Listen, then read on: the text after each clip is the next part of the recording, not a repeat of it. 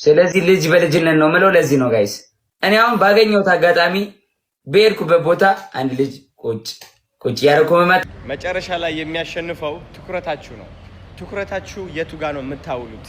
ትኩረታችሁ ተራቢዎች ጋር ነው የሚውለው? እናንተን የሚያወዳድቁ ሰዎች ጋር ነው የሚውለው? ወይስ አላማችሁ ላይ መድረስ የምትፈልጉበት ደረጃ ላይ?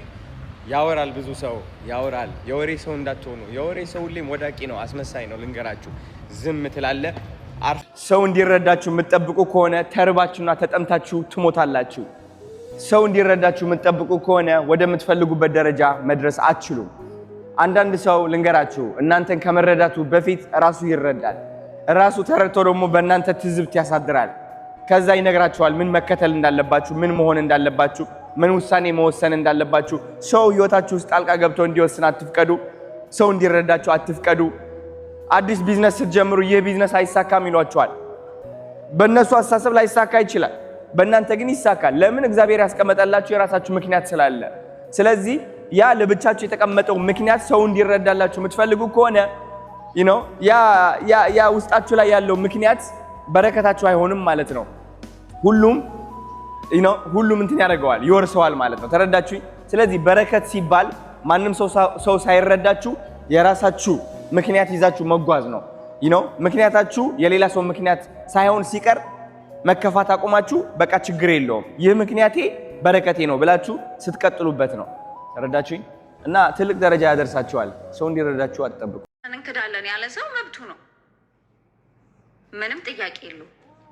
10 እየመጡ ተጋባን፣ 10 እየመጣን ተለያዩ ከተባለ ሲጀመር ህዝቡ እንዲያገግም ነው ለተወሰነ ሰዓት አብረው የነበሩት እንጂ ያ ከጆን ዳንኤል ጋር የተፈጠረው ነገር ወከባው እሱ ቅስም አለው እንዴ? እሺ ልቡ ተሰብሮ ነበር ምናልባትም። ስለዚህ እስቲ ቆይ ህዝቡን እንትን ለማለት ለማረጋጋት ተብሎ ከነበረ ኦኬ። አይ ተለያይተናል ሲባል ደግሞ ትክክለኛ ሪዛናቸውን ማሳወቅ አለባቸው እንጂ ዝም ብሎ መለያየት የለም። አዎ ንገሩን፣ እኛ ያስማናለን። ወሬውን በደንብ እንድናብላላው መናገር አለባቸው። ዝም ብሎ መለያየት የለም። ከካናዳ ሲመጣ 70,000 ፎሎ ነበረው። እኔ ራሱ አስታውሳለሁ። ተባረኪ፣ ሂጂበት፣ ኮፒ ሊንክ እያደረጋችሁ እኛ ያገባናል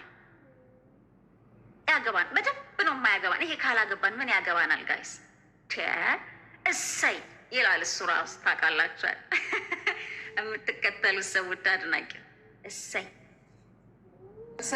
ፍትለኛ እንፈልጋለን። ለፎርፎሮችም እድል ተሰጥቷቸው ቢያወሩ ጥሩ ነው። ቢራግሞችና ፎርፎሮች ትመጣልሽ የለ እንዴ? ከኛ ፋሚሊስ ራሱ አለች አይደል እንዴ? ስናወራ በቀደም መልስ አልነበራትም እና እኔም የተፋለምኩበት ጉዳይ ነኝ።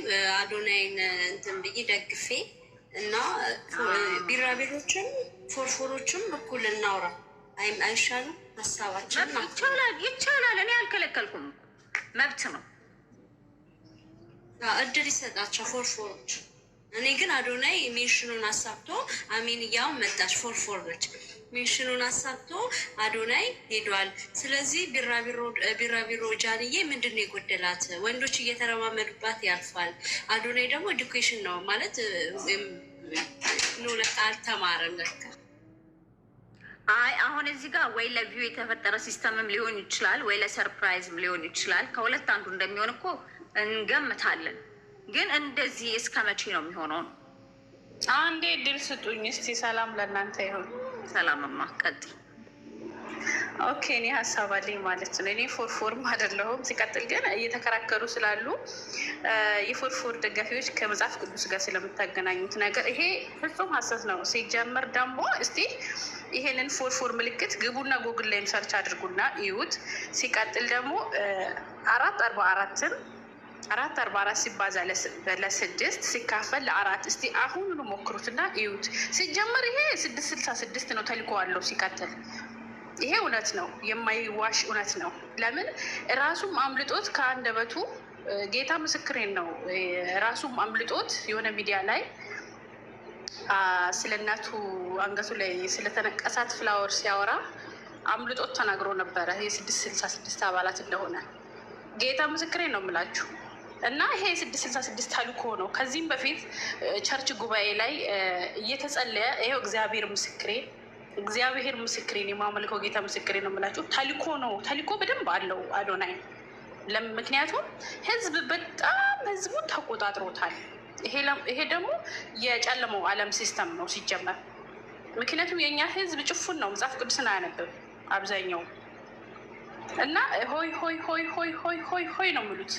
ይሄ መንፈሳዊ ከመንፈስ ከጨለመው ዓለም እንደሆነ ጥቂቱ ነው የሚገባው። ምን ይላል መጽሐፍ ቅዱስ? ምን ያህል መሰላችሁ? ምክንያቱም የሲኦሉ በር በጣም ሰፊ ነው አይደለ? የጽድቁ መንገድ ነው በጣም ጠባብ። አብዛኞቻችን የጽድቁ መንገድ ለማግኘት በጣም ጥቂቱ ነው እየሞከረ ያለው ማለት ይቻላል። የ666 አባልስት ነው አዶናይ ብዙዎቻችሁ። ምክንያቱም እኔ የእሱም ደጋፊ አይደለሁም፣ የጆን ዳንኤልም ደጋፊ አይደለሁም። መልካም ስራ የሚሰራውን ሰው ብቻ ነው የምደግፈው። ምክንያቱም መልካም ስራ የሚሰራ